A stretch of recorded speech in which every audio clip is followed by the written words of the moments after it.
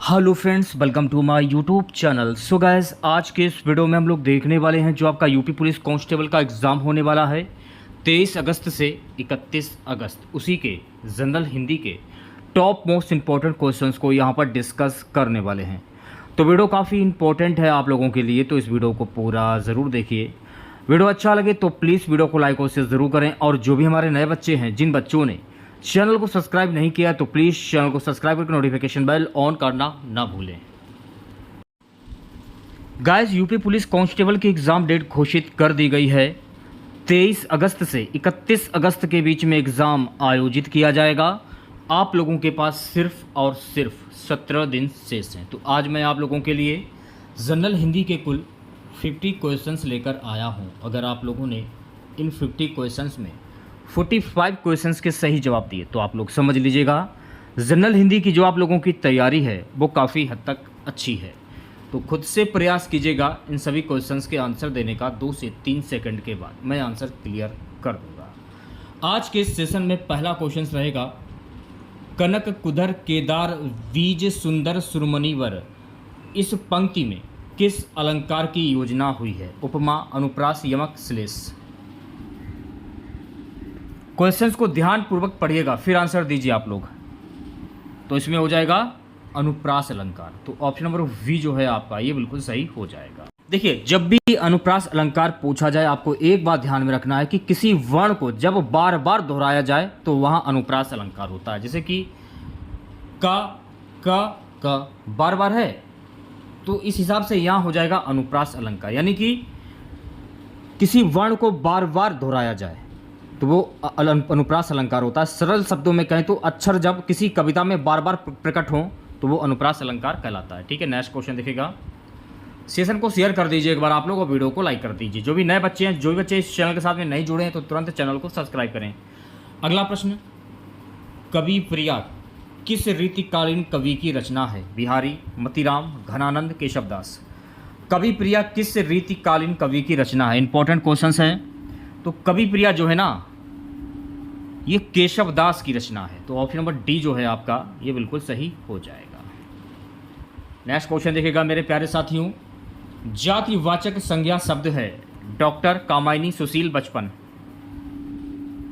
तो डॉक्टर जो है ना, ये जातिवाचक संज्ञा है। तो ऑप्शन नंबर ए जो है आपका, ये बिल्कुल सही हो जाएगा। जातिवाचक संज्ञा को करने के लिए जब जिस शब्द से किसी प्राणी या वस्तु की समस्त जाति का बोध होता है, उन शब्दों को हम जातिवाचक संज्ञा कहते हैं। जैसे घोड़ा, फूल, मनुष्य आदि।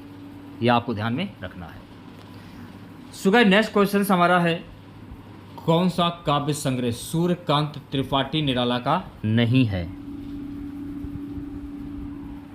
कौन सा काव्य संग्रह सूर्यकांत त्रिपाठी निराला का नहीं है? अनामिका, परिमल, राग विराग, पल्लव। तो ऑप्शन नंबर डी जो है आपका, ये बिल्कुल सही हो जाएगा। पल्लव जो है ना, ये सूर्यकांत त्रिपाठी निराला का काव्य संग्रह नहीं है। तो डी ऑप्शन करेक्ट हो जाएगा। अगला प्रश्न देखिएगा मेरे प्यारे साथियों, निम्नलिखित में से कौन सा शब्द संज्ञा है? कौन सा शब्द संज्ञा है? क्रोध जो है ना, क्रोध, ये संज्ञा है। तो वी ऑप्शन जो है आपका, ये बिल्कुल सही हो जाएगा। अगला प्रश्न, कौन सा शब्द हमेशा बहुवचन में प्रयुक्त होता है? शिशु, भक्ति, प्राण, ग्रंथ। कौन सा ऐसा शब्द है जो कि हमेशा बहुवचन में प्रयुक्त होता है? तो प्राण, तो कई प्राण हो सकते हैं। तो प्राण जो है ना, ये हमेशा बहुवचन में प्रयुक्त होता है। तो सी ऑप्शन जो है आपका करेक्ट हो जाएगा। पट पीत मानहु तड़ित रुचि, शुचि नौमी जनक सुतावर, इस पंक्ति में किस अलंकार की योजना है? अतिशयोक्ति, यमक, रूपक, उपमा।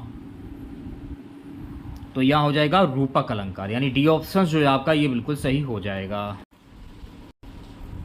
समान धर्म के आधार पर जहां एक वस्तु की समानता या तुलना किसी दूसरी वस्तु से की जाती है, वहां उपमा अलंकार होता है। ये आपको ध्यान में रखना है। या आप ये भी कह सकते हैं कि जिससे तुलना की जाती है उसे उपमान कहते हैं।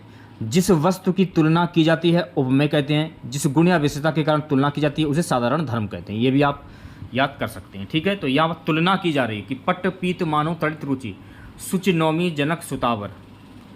अगला प्रश्न देखिएगा मेरे प्यारे साथियों, शा का उच्चारण स्थान क्या है? तालु, मूर्धा, दंत या ओष्ठ।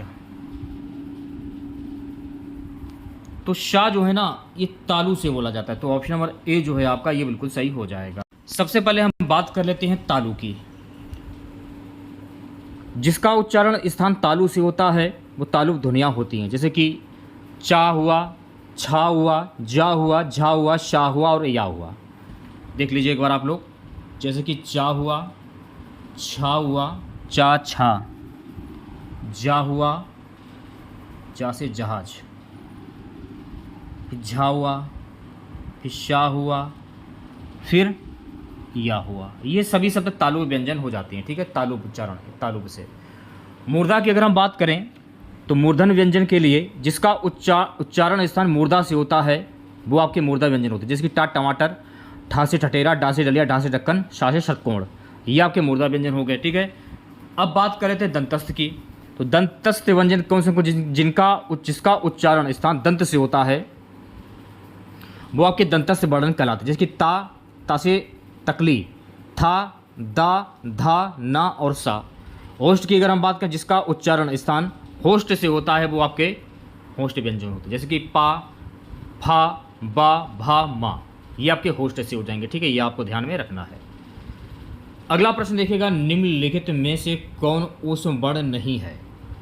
कौन ऊष्म वर्ण नहीं है? शा, शा, सा या रा? देखिए रा से रथ जो है ना ये ऊष्म वर्ण नहीं है, तो डी ऑप्शन जो है आपका ये बिल्कुल सही हो जाएगा। देखिए ऊष्म व्यंजन होते हैं 4 प्रकार के, कौन कौन से? शाह हुआ, षटकोण हुआ, सा सरौता हुआ, और लास्ट आपका बचता है हा से हल, हा से हल, ये भी आपका ऊष्म व्यंजन हो जाएगा। पहचानने का तरीका क्या है? जिन वर्णों के उच्चारण में मुख से विशेष प्रकार की गर्म ऊष्म वायु निकलती है उन्हें ऊष्म व्यंजन कहते हैं, और इनके उच्चारण में श्वास की प्रबलता रहती है और इनकी संख्या होती है कुल 4। ये आपको ध्यान में रखना है, ठीक है। नेक्स्ट क्वेश्चन देखिएगा, किस वाक्य में वचन का सही प्रयोग हुआ है? किस वाक्य में वचन का सही प्रयोग हुआ है? मेरे होश उड़ गए, तो ऑप्शन नंबर डी जो है आपका ये बिल्कुल सही हो जाएगा। अगला प्रश्न, महीप का संधि विच्छेद क्या होगा? जल्दी से आंसर दीजिए सभी बच्चे। महीप का संधि विच्छेद होता है मही धन ईप, तो ऑप्शन नंबर डी जो है आपका ये बिल्कुल करेक्ट हो जाएगा। चलिए बढ़ते हैं नेक्स्ट क्वेश्चन की ओर। गगनचुंबी किस प्रकार का समास है? अव्ययभाव, बहुप्रिय, तत्पुरुष या द्वंद्व? अब ध्यानपूर्वक मेरी बात को सुनिएगा, गगन अलग है, चुंबी अलग है, दोनों को जोड़ दिया गया नया शब्द क्या बना? गगनचुंबी, यानी गगन को चूमने वाला। जब भी ऐसा हो तो यहाँ पर हो जाएगा आपका तत्पुरुष समास, यानी सी ऑप्शन जो है आपका करेक्ट हो जाएगा। अगला प्रश्न क्या है कि ईद का चांद होना मुहावरे का सही अर्थ क्या होगा? कभी कभी दिखना, बहुत प्यारा, कपटी मित्र, संतोष करना। ईद का चांद होना यानी आपका कोई मित्र है 2-3 साल में आपको एक बार दिखता है, तो आप उसको क्या कहते हैं? कि कभी कभी दिखते हैं आप, यानी कभी कभी दिखना। ऑप्शन नंबर ए जो है आपका ये बिल्कुल करेक्ट हो जाएगा। नेक्स्ट क्वेश्चन, इहलोक का विपरीत अर्थक शब्द निम्न में से क्या है? स्वर्गलोक, परलोक, इंद्रलोक या भौतिक? इहलोक का विपरीत अर्थक शब्द क्या होगा? तो इहलोक का विपरीत अर्थक शब्द होता है परलोक, तो ऑप्शन नंबर वी जो है आपका सही हो जाएगा, ठीक है। नेक्स्ट क्वेश्चन देखिएगा मेरे प्यारे साथियों,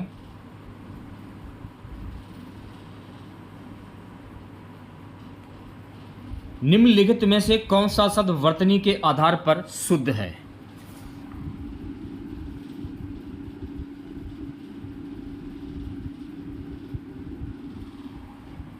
निम्नलिखित में से कौन सा शब्द वर्तनी के आधार पर शुद्ध है? तो यहां पर आपको शुद्ध शब्द की पहचान करनी है, तो वी ऑप्शन जो है आपका ये बिल्कुल सही हो जाएगा। ऊंचाई ऐसे लिखा जाता है, ठीक है, इसकी शुद्ध वर्तनी हो जाएगी। अगला प्रश्न देखिएगा मेरे प्यारे साथियों, उत्पत्ति के आधार पर कौन सा शब्द का भेद नहीं है? तत्सम, तद्भव, देशज या यौगिक?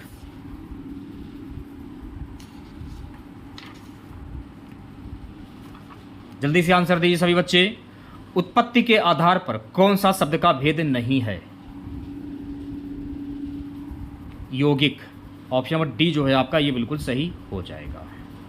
अगर हम बात करें यौगिक शब्द की, तो जो शब्द अन्य शब्दों के योग से बने हों तथा जिनके प्रत्येक खंड का कोई अर्थ हो उन्हें यौगिक शब्द कहते हैं, जैसे कि डाकघर, पीलापन, देशवासी आदि। ये आपको ध्यान में रखना है। अगला प्रश्न देखिएगा मेरे प्यारे साथियों, कन्नौजी हिंदी की किस उपभाषा की बोली है? पूर्वी हिंदी, पश्चिमी हिंदी, बिहारी हिंदी या पहाड़ी हिंदी? जल्दी से आंसर दिए सभी बच्चे। कन्नौजी हिंदी की किस उपभाषा की बोली है?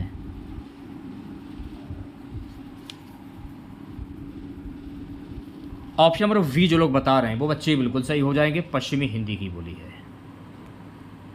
श्री गुरु चरण सरोज रजे, निज मन मुकुर सुधारी, बरनौ रघुबर विमल जस जो दायक फलचारी। उपरोक्त पंक्तियों में छंद कौन सा है? दोहा, सोरठा, चौपाई, बैरवे। इंपॉर्टेंट क्वेश्चन है, 5 स्टार लगा लीजिए। सेशन को शेयर कर दीजिए एक बार आप लोग और वीडियो को लाइक कर दीजिए। यहाँ पर हो जाएगा दोहा छंद, यानी कि ऑप्शन नंबर ए जो है आपका ये बिल्कुल सही हो जाएगा। सबसे पहले आपको ये ध्यान में रखना है कि दोहा जो है ये एक अर्ध सममात्रिक छंद है और इसके चार चरण होते हैं। इसके पहले और तीसरे चरण में 13-13 मात्राएं तथा दूसरे और चौथे चरण में 11-11 मात्राएं होती हैं और चरण के अंत में यति होती है। ये भी फैक्ट आपको ध्यान में रखना है। अगला प्रश्न देखिएगा। नील सरोरुह श्याम तरुण अरुण वारिज नयन, करऊं सो मम उर्धाम, सदा क्षीर सागर शयन। उपरोक्त पंक्तियों में कौन सा प्रकार है? दोहा, सोरठा, रोला या बैरवे? तो यहाँ पर हो जाएगा सोरठा, यानी ऑप्शन नंबर वी जो है आपका ये बिल्कुल करेक्ट हो जाएगा। अगर हम बात करें सोरठा छंद की, तो सोरठा एक अर्ध सम्मात्रिक छंद है। कैसा छंद है ये? अर्ध सम्मात्रिक छंद। इसमें 4 चरण होते हैं। इसके पहले और तीसरे चरण में 11-11 मात्राएं, दूसरे और चौथे चरण में 13-13 मात्राएं होती हैं। यति चरण के अंत में होती है। यह भी फैक्ट आपको ध्यान में रखना है। अगला प्रश्न देखिएगा मेरे प्यारे साथियों।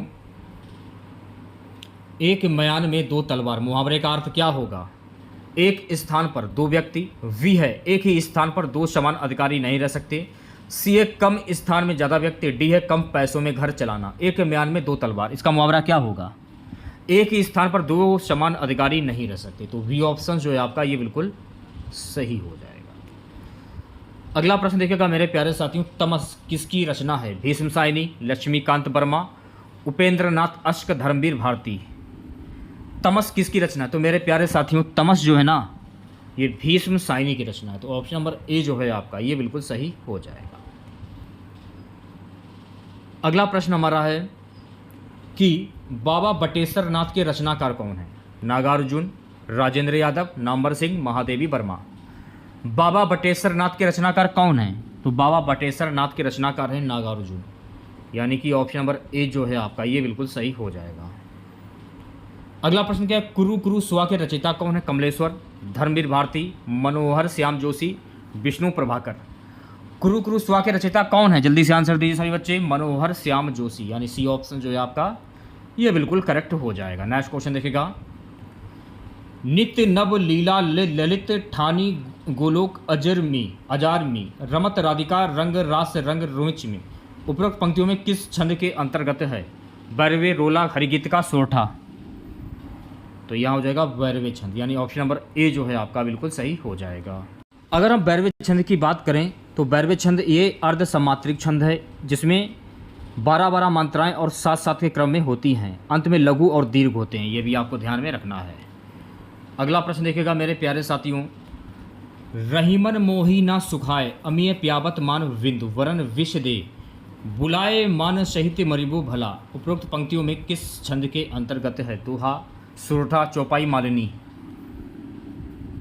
तो ऑप्शन नंबर डी बी जो है आपका ये बिल्कुल सही हो जाएगा, सोरठा हो जाएगा। वी ऑप्शन करेक्ट हो जाएगा। सोरठा को पहचानने का तरीका एक ही है। सोरठा जो है ये अर्ध सम्मात्रिक छंद है। अगर पेपर में पूछा जाए कि सोरठा कैसा छंद है तो सोरठा अर्ध सम्मात्रिक छंद है। इसमें 4 चरण होते हैं। इसके पहले और तीसरे चरण में कितनी मात्राएं? 11-11 मात्राएं। दूसरे और चौथे चरण में 13-13 मात्राएं होती हैं और यति चरण के अंत में होता है। ये आपको ध्यान में रखना है। ठीक है, चलिए बढ़ते हैं नेक्स्ट क्वेश्चन की ओर। किस वाक्य में विशेषण संबंधी अशुद्धि नहीं है? किस वाक्य में विशेषण संबंधी अशुद्धि नहीं है? वहाँ ज्वर की सर्वोत्कृष्ट चिकित्सा होती है। ऑप्शन नंबर ए जो है आपका ये बिल्कुल सही हो जाएगा। चीफ की दावत किसकी कृति है? कमलेश्वर, भीष्म साइनी, राजेंद्र यादव, दुष्यंत कुमार। चीफ की दावत किसकी कृति है? तो मेरे प्यारे साथियों चीफ की दावत जो है ना ये भीष्म साइनी की कृति है। तो वी ऑप्शन जो है आपका सही हो जाएगा। अगला प्रश्न देखिएगा मेरे प्यारे साथियों। जिस शब्द की विशेषता बताई जाती है उसे क्या कहते हैं? विशेष, विशेषण, विधेय या प्रविशेषण? जिस शब्द की विशेषता बताई जाती है उसे क्या कहते हैं?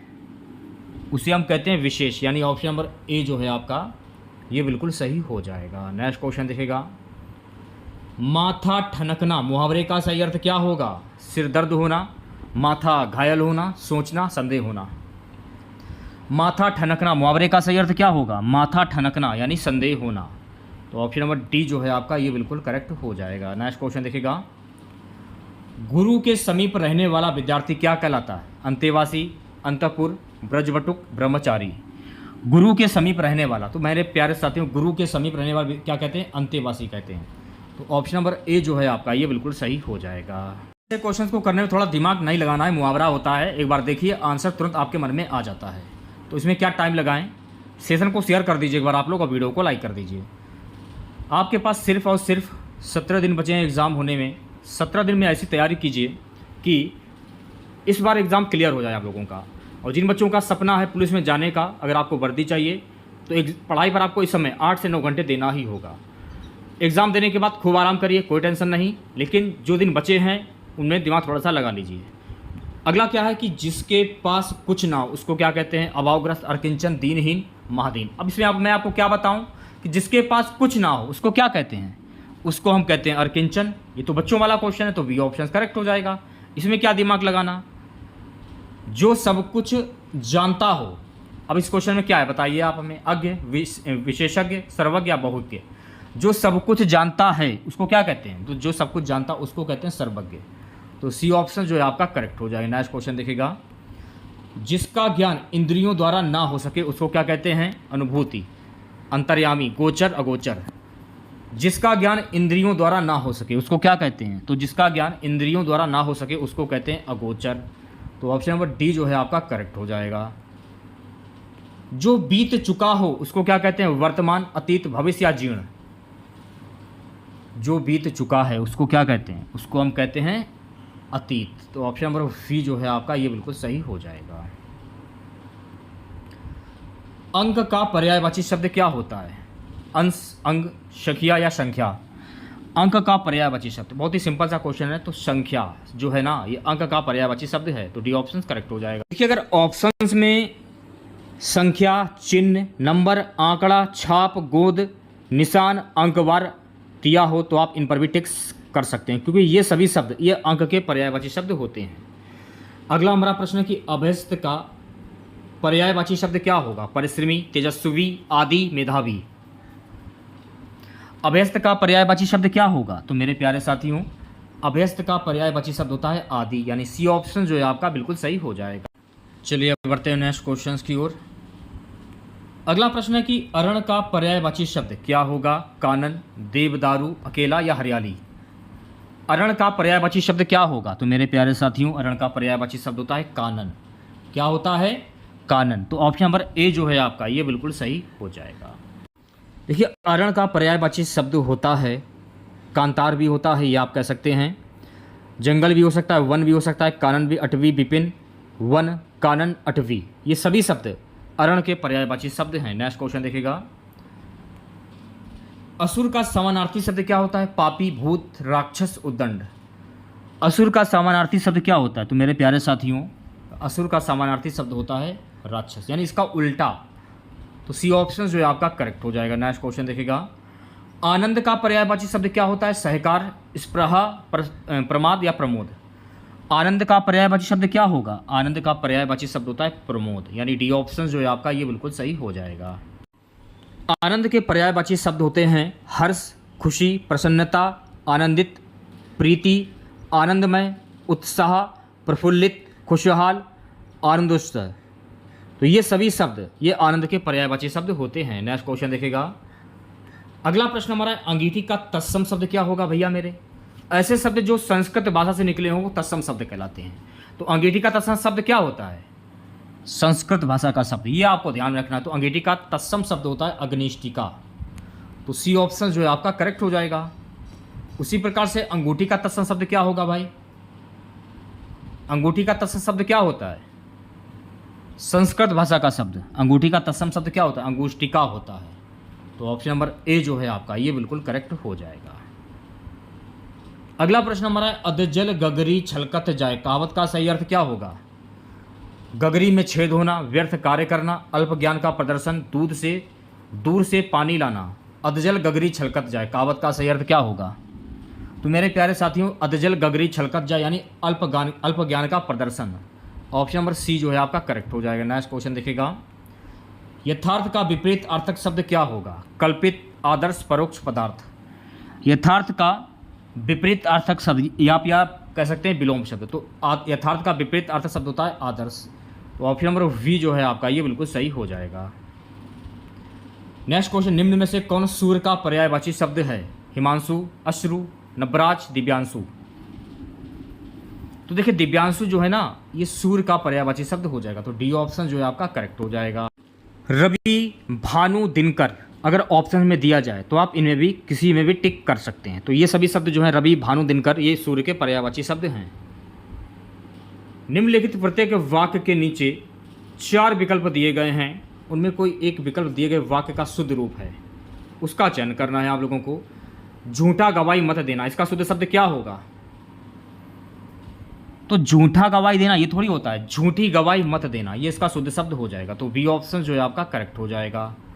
बचपन से हमने हिंदी बोला है, इसका शुद्ध शब्द क्या होगा? तो बचपन से हमने हिंदी बोली है ये इसका शुद्ध शब्द हो जाएगा। तो ऑप्शन नंबर ए जो है आपका ये बिल्कुल करेक्ट हो जाएगा। उसने नौकरी छोड़ दिया, इसका शुद्ध शब्द क्या होगा? ऐसे क्वेश्चंस को करने के लिए ज़्यादा दिमाग लगाने की जरूरत नहीं होती है, यूं देखिए और यूं आंसर निकलता है। उसने नौकरी छोड़ दी ये इसका शुद्ध शब्द हो जाएगा। तो ऑप्शन नंबर ए जो है आपका ये बिल्कुल करेक्ट हो जाएगा। अगला प्रश्न हमारा है कि संग्राम तथा करबला किसकी नाट्य कृति है? मुंशी प्रेमचंद, जयशंकर प्रसाद, मोहन राकेश, जगदीश चंद्र माथुर। संग्राम तथा करबला किसकी नाट्य कृति है? मुंशी प्रेमचंद की। तो ऑप्शन नंबर ए जो है आपका ये बिल्कुल सही हो जाएगा। निहार किसका काव्य संग्रह है? महादेवी वर्मा, सुमित्रा नंदन पंत, सूर्यकांत त्रिपाठी निराला, जयशंकर प्रसाद। तो मेरे प्यारे साथियों निहार जो है ना ये महादेवी वर्मा की काव्य संग्रह है। तो ऑप्शन नंबर ए जो है आपका ये बिल्कुल सही हो जाएगा। लास्ट क्वेश्चन रहेगा आज का हमारा, गोपाल में कौन सा समास है? अव्ययभाव, बहुप्रिय, द्विगु या द्वंद्व। तो सबसे पहले आप इसका समास विग्रह कर लीजिए। गोपाल का समास विग्रह क्या होता है? गौ का पालन करने वाला यानी गौ पालक। और उसमें पूछा क्या जा रहा है कि गोपाल में कौन सी संधि होगी? तो गोपाल में बहुप्रिय समास हो जाएगा। कौन सा समास होगा? बहुप्रिय समास। अब गोपाल जब किसी वाक्य में किसी प्रसिद्ध व्यक्ति या भगवान के नाम आ जाए वहां पर कौन सा समास होता है? बहुप्रिय समास। गोपाल के नाम से किनको जाना जाता है? भगवान कृष्ण को जाना जाता है।